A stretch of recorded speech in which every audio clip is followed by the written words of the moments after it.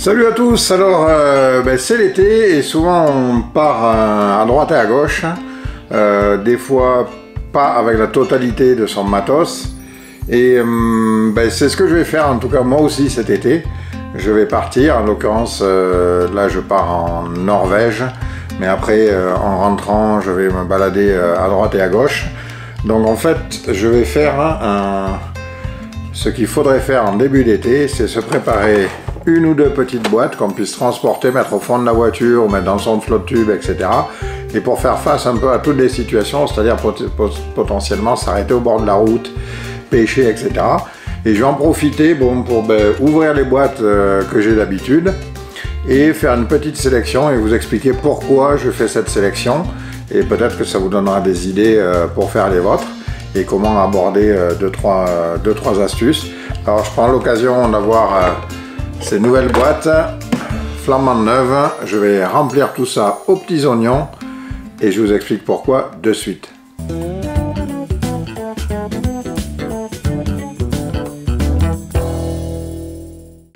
Alors faire une sélection de leurre, ça peut être facile et difficile.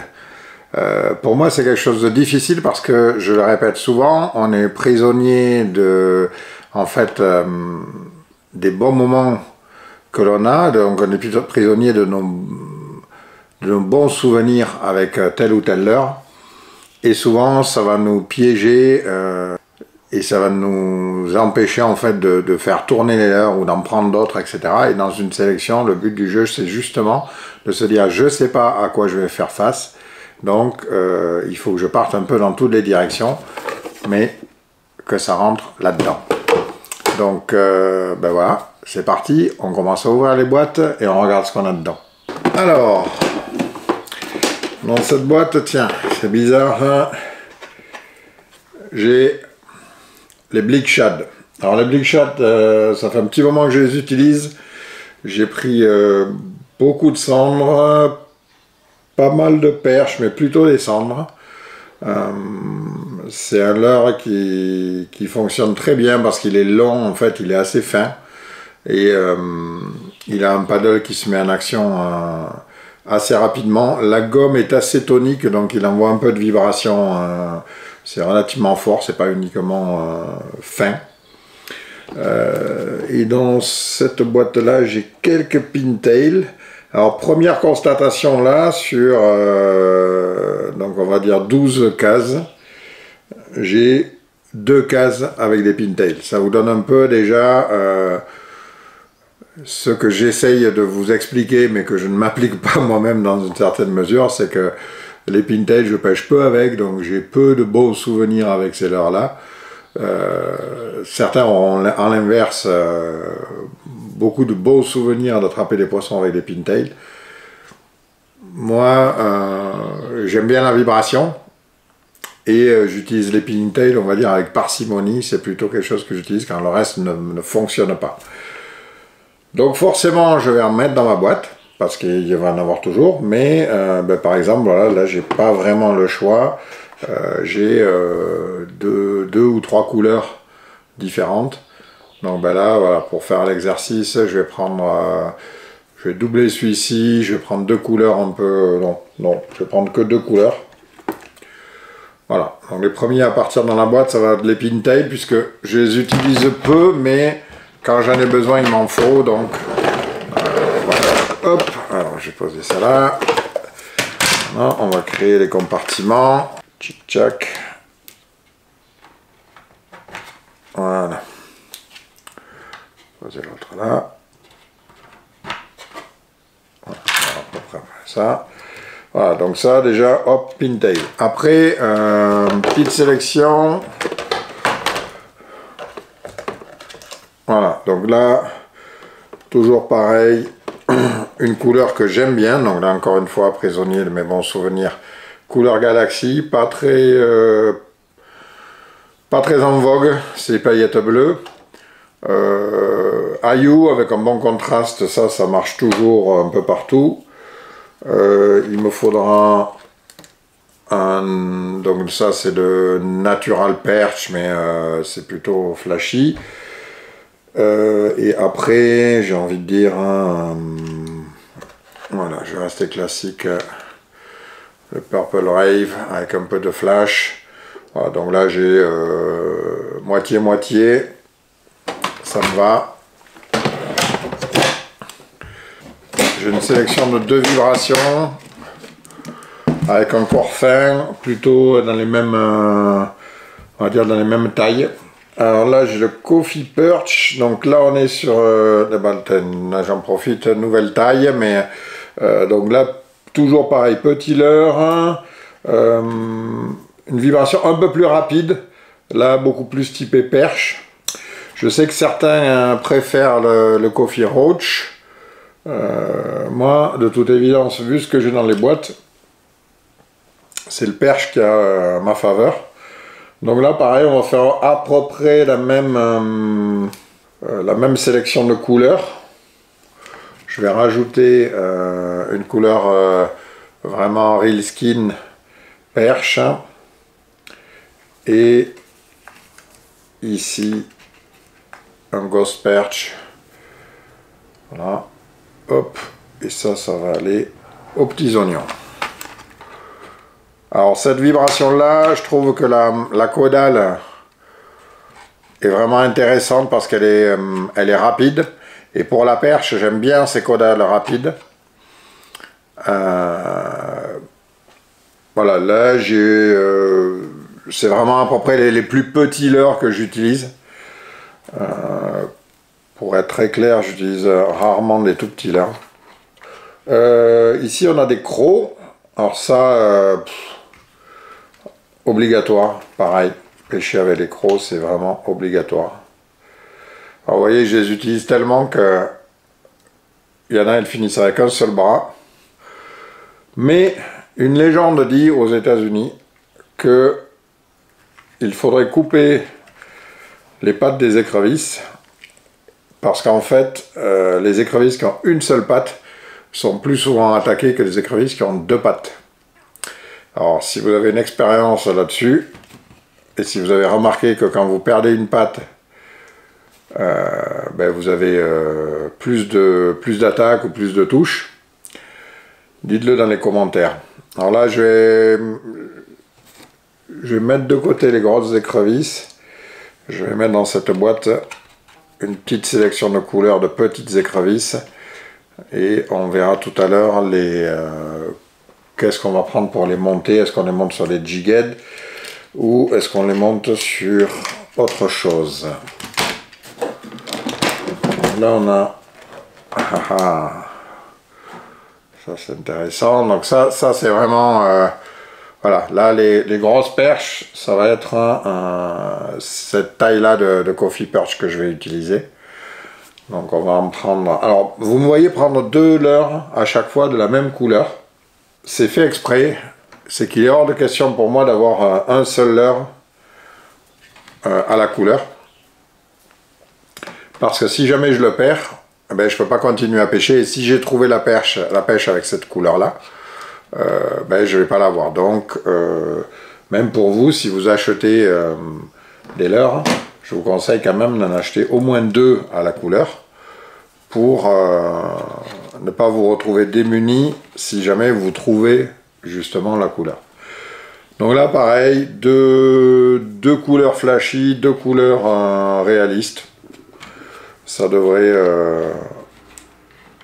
faire le job. Voilà. Là on commence à voir l'intérêt de ces boîtes flex. C'est que j'ai vraiment plusieurs tailles ici et je peux vraiment tout gérer comme il faut. Et là, quand j'ai les grosses boîtes, c'est encore pire. Il y a vraiment, je peux mettre des compartiments dans tous les sens. Et ce qui fait que, par exemple, voilà, ça, je le prendrai dans une autre boîte. C'est un peu plus gros. Mais le Drang Dancer va forcément finir dans une boîte avec des leurres un peu plus gros. Alors là, on a du gros. Qu'est-ce qu'on a là-dedans? Ah, les petits chatterbait montés avec le bras en multi-vibe. Donc le multi-vibe et le flex arm là. Ça c'est bon. On va le mettre dans la palette. Ah voilà, ça peut être intéressant à prendre. Voilà, sur la petite taille, la petite Rockerhead. Ah, un petit truc à prendre aussi, absolument à avoir dans sa boîte, tout ce qui est Spintail. Donc chez LMAB, on en sort un aussi, que je dois avoir dans d'autres boîtes, peut-être pas forcément là ici. Alors je vais vous montrer, je vais en profiter là pour faire un montage. Le Rockerhead est designé à la base pour les grubs. Et ça, il va en falloir, parce que c'est pareil, ça, par contre, c'est une vibration qu'il faut absolument avoir dans sa boîte. Est-ce que j'en ai d'autres par là? J'en ai pas d'autres, il faudra que je... Alors ouais, donc les Rockerheads sont faites spécifiquement pour accueillir des créatures type lézard, comme ça. Donc ça, c'est la Rockerhead X avec un hameçon déporté. Elle existe en texan, donc les grubs. Et je vais vous montrer comment en fait là-dessus, donc sur la Rockerhead X, on rentre un petit shad. Voilà. Donc là en fait, sur votre shad, vous faites une petite entaille sur le ventre.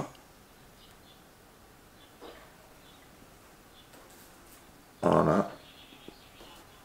Vous le piquez comme si vous le mettiez sur un texan, donc par le nez ici, tchac, voilà. Et là en fait on va aller le piquer juste devant, donc il faut bien être bien droit, de façon chirurgicale, voilà. Et là, j'espère que vous le voyez bien, j'ai une présentation tip top. Et en fait, j'ai un peu un mix entre un chatterbait et une tête plombée articulée, type chez Bourrasca. Au monleur, qui pourtant est assez petit, va vraiment bouger derrière. Donc là, mon Blick Shad va vraiment bouger. Il va avoir toute l'attitude, y compris d'avoir un petit peu de rolling ici. L'avantage de la Rockerhead X, donc de cet hameçon là, c'est qu'en fait, vous voyez le point d'attache ici. Si je voulais une pointe aussi reculée que ça, il faudrait en fait que j'ai un hameçon super grand. Et je ne pourrais jamais mettre ce type d'hameçon sur ces leurres-là. Donc là, en fait, j'ai l'avantage d'une tête qui va vraiment éviter les obstacles, qui va passer dedans. Et à l'utilisation, c'est vraiment ce que j'ai découvert avec ces têtes-là. Et l'avantage d'avoir une pointe exposée. Et notamment quand vous pêchez le sambre à gratter au fond, là, ou avec les animations, on peut aller décoller assez rapidement, ou en swimming, et avec vraiment cette grosse vibration, notamment dès que vous avez un peu d'herbier, etc., vous verrez que même la pointe exposée ne s'accroche pas beaucoup, voire pas du tout.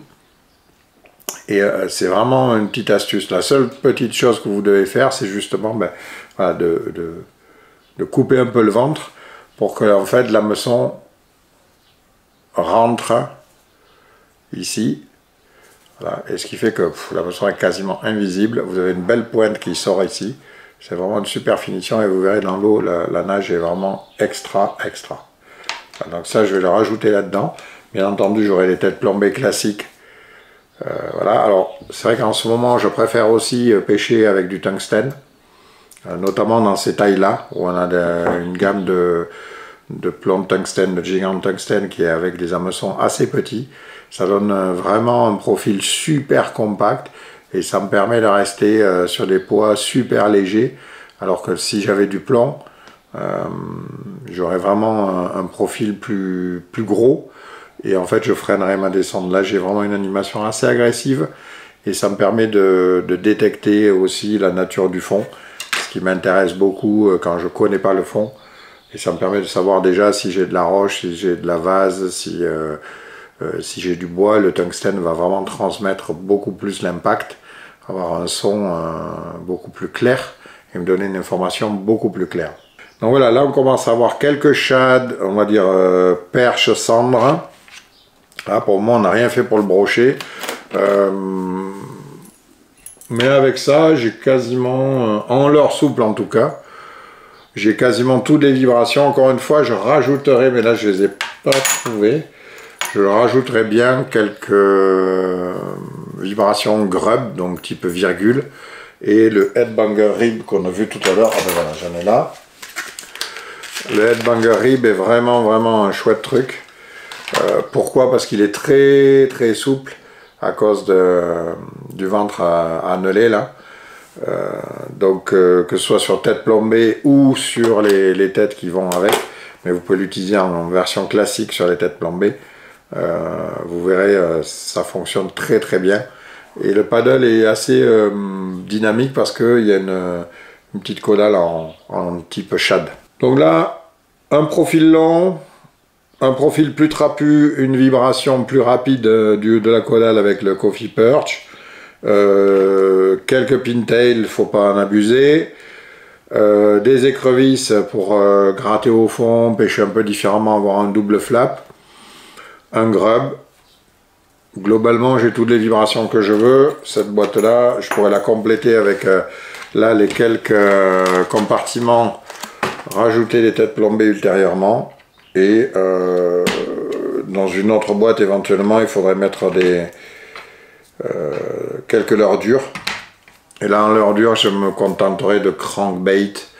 Vous avez un tuto là-dessus, on peut vous mettre le lien, on vous mettra le lien là-haut.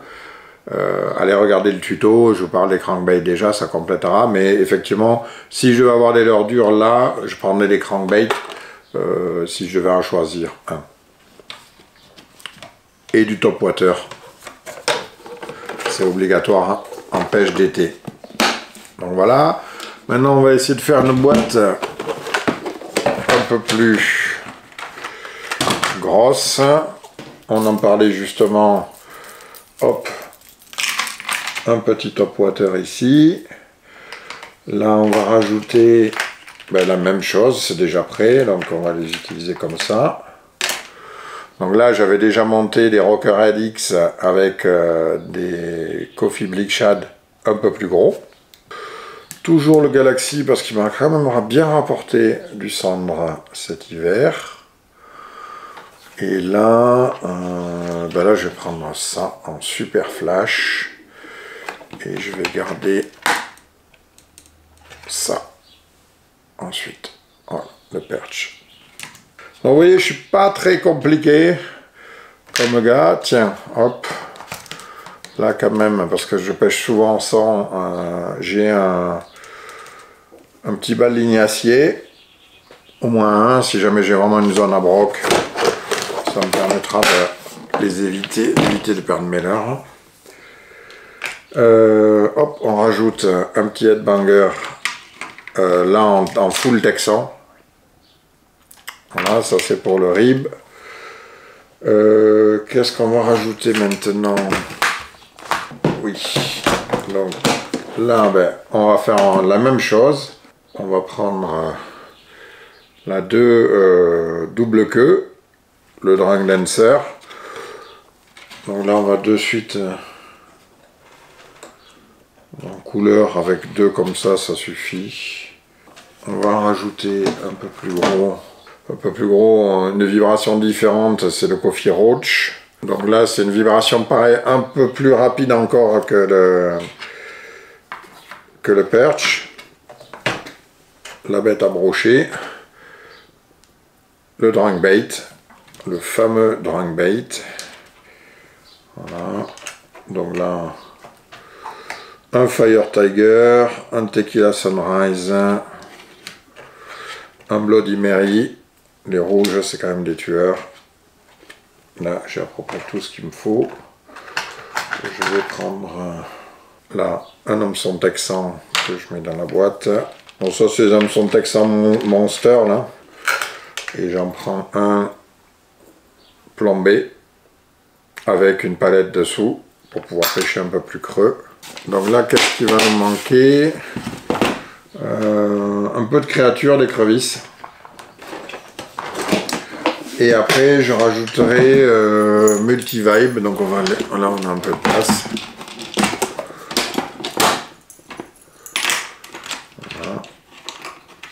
Check. Donc là, on va mettre des écrevisses un chouille plus grosses. Voilà, comme celle-ci. On va prendre plusieurs couleurs. Les écrevisses, gros hameçon, toujours pareil. Super size en hameçon. Je vous l'ai déjà montré dans d'autres vidéos. Ok. Donc de façon à vraiment aller à l'extérieur de la tête. Je le rappelle. Ben voilà, on est pas mal. Il faudra rajouter quelques têtes plombées. Voilà, alors, une chose aussi, c'est que bon, là on vient de faire une petite sélection de l'heure. Régulièrement pendant l'été, vous ne saurez pas où vous atterrissez. Et si vraiment j'ai un conseil à vous donner, c'est rester classique en fait. C'est-à-dire, il y a des techniques que vous maîtrisez mieux que d'autres. Et eh ben, continuez sur ces techniques-là. On parle de beaucoup de choses, à la fois sur les réseaux ou aussi entre potes, etc. Il y a beaucoup de nouvelles techniques et autres. Eh ben, ces nouvelles techniques, rentrez-les dans votre game quand vous êtes un peu sûr de vous. C'est-à-dire que on peut parler en ce moment beaucoup du Ned rig, par exemple. C'est une technique formidable et qui attrape beaucoup de poissons. Mais mettez-la dans votre jeu au moment où vous avez de l'activité, au moment où vous avez du poisson. Parce que si vous utilisez à chaque fois une nouvelle technique ou que vous testez quelque chose de nouveau ou que vous imitez le pote qui vous a dit « ouais, j'ai pêché tout avec ça », ben, au final, vous louperez votre progression vraisemblablement parce que vous n'y arriverez pas, vous l'essayerez à un moment donné où il n'y a pas beaucoup de touches à avoir de toute façon. Et à un moment donné, il faut avoir votre capital confiance. Et si vous n'avez pas confiance dans quelque chose, vous ne l'utiliserez plus ou pas ou mal. Donc, choisissez un jour où ça mord avec votre sélection, avec ce en quoi vous avez confiance, votre sélection de couleurs. Là, je vous ai donné quelques clés, mais vous les adaptez en fonction de savoir si dans votre région vous avez des eaux claires, des eaux plus turbides, etc. Si vous avez des eaux plus turbides, certaines des couleurs que j'ai là, sont pas forcément utiles, donc chargez plus dans des couleurs fortes, flashy, mettez plus de blanc, là j'ai pas forcément mis beaucoup de blanc, des choses comme ça. Donc ça vous l'adaptez, mais les jours où ça mord, profitez-en, profitez des vacances justement, pour juste le jour où ça mord, où vous avez confiance dans ce que vous avez dans la boîte, pour essayer le truc qu'on vous a donné, les choses dont vous en avez entendu parler, mais essayez-les à coup sûr un peu. Et parce que c'est ce jour-là que vous pourrez vous donner le plus de confiance, parce qu'à un moment donné, ben, bam, vous allez prendre du poisson. D'accord? Alors voilà, c'était un petit tuto sélection à partir de plus grosses boîtes de l'heure. Mais c'est vrai qu'en été, ben, c'est pas forcément la priorité d'aller à la pêche. C'est plutôt... ça devient plutôt un passe-temps, vous partez en famille ou vous partez avec des potes. Mais d'avoir une petite boîte à pêche bien sélectionnée vous permet de faire face à pas mal de situations. J'espère que ça vous a donné des idées ou comment, à partir de vos boîtes existantes, sélectionner une ou deux petites boîtes et partir à la pêche. Niveau canne, je prendrais pas grand chose. Je prendrais certainement pour pêcher du bord une longue, une courte pour les endroits encombrés, être un peu plus maniable, une longue pour pouvoir shooter, contrôler éventuellement, notamment si vous aussi devez passer au-dessus d'herbiers sur des zones dégagées, donc on va dire une 2,40, 2,50 de long en medium heavy, une 7,21 voire un peu plus, mais en France je pense que 7,21 ça passe bien, sauf si vous pêchez en fleuve, à ce moment là vous pouvez monter un peu plus. Et après une canne en 2,10, ouais, 2,10, et pareil on reste sur une 7,21 voire une 5,15 éventuellement si vous pêchez un peu plus léger. Donc voilà, ça c'était mes conseils pour l'été, j'espère que vous allez vous régaler. N'hésitez pas à me dire de quelle manière vous auriez conçu une boîte. Est-ce que vous avez vu des trous dans ce que je vous ai expliqué? et peut-être ça me fera réagir et je vous dirai pourquoi j'ai pas pris ou pourquoi j'ai pris telle ou telle chose. Dites-nous dans le commentaire comment ça se passe pour vous cet été. Est-ce que vous attrapez les poissons? Est-ce que c'est dur ou pas? Voilà. Bon, ben écoutez, bonnes vacances où que vous soyez et régalez-vous au bord de l'eau. On se retrouve très bientôt pour plus de vidéos. Pensez à vous abonner. On a 2 vidéos par semaine et si vous avez aimé le contenu, un petit like, ça nous fait toujours plaisir. Ça nous encourage à continuer. Donc, à très bientôt. Ciao, ciao.